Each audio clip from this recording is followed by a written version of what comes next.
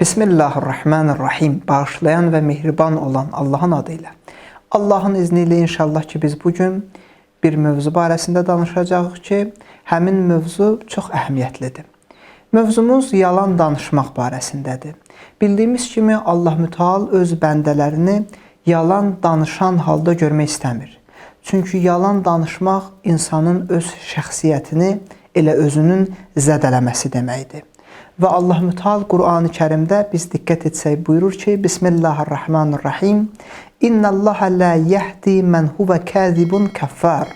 Allah yalancını, yəni yalan danışanı, kafiri və nankor olan kəsləri hidayət etməz.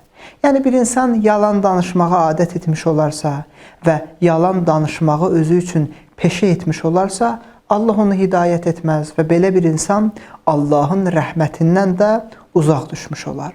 Quran-ı Kərimin başqa ayələrində də bu mövzuya toxunulur ki, Allah Müteal Həc surəsində buyurur ki, Bismillahirrahmanirrahim. Fəçtənibur ricsə minəl avsani vəçtənibu qavləz-zur. Allah buyurur ki, insanlara murdar olan şeylərdən insanlar çəkinsinlər və əyri sözlərdən uzaq dursunlar. Əyri söz dedikdə burada ayənin ifadənin mənasında həm töhmət, həm yalan danışmaq, bu qəbildən olan bütün mənfi əməllər nəzərdə tutulur.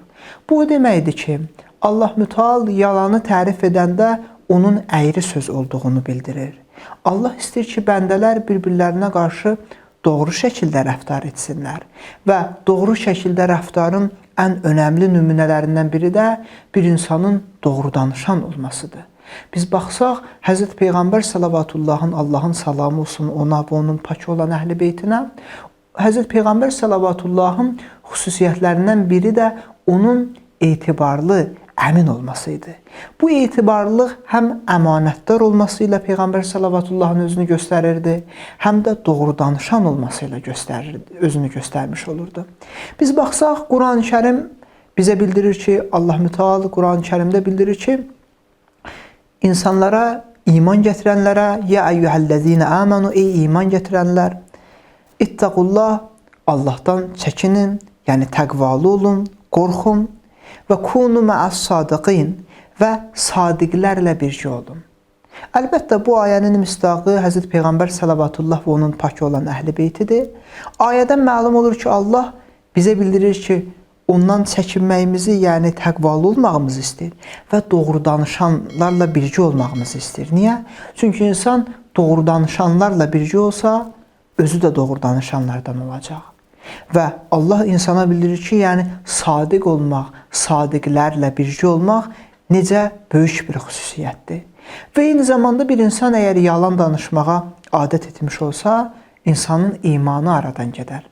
İmam Baqir əleyhissalam buyururdu ki, İnnəl kəzibə huvə xarabul iman. Buyururdu ki, həqiqətən də yalan danışmaq, yalancı olmaq, yalançılıq imanı məhv edəndir. Yəni, insanın imanını bu xüsusiyyət aradan aparmış olur.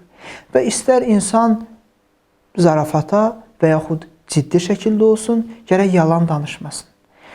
Əlbəttə, müharibədə və bir neçə yerdəki istisna var, onlar da başqa bir mövzudur. Yalan danışmaq çox pis bir əməldir. Həzrət Əli əleyhissalam buyururdu ki, Lə yecidu abdun ta'aməl iman, həttə yetrukəl kəzibə həzləhu və ciddə. Buyurdu ki, insan yalanın ciddi şəkildə də olsa desə və zarafatını tərk etməyincə, həmin insan imanın tamını, yəni dadını bilməz. Bilirsiniz, Allah Müteal ki, istəyir insan yalan danışmasın, yalan danışmaqdan uzaq dursun. Bu, ictimai münasibətlərdə də öz təsirini göstərən bir əməldir. Əgər bir insan yalan danışırsa, o əvvəlcə özünə güvənini zədələmiş olur.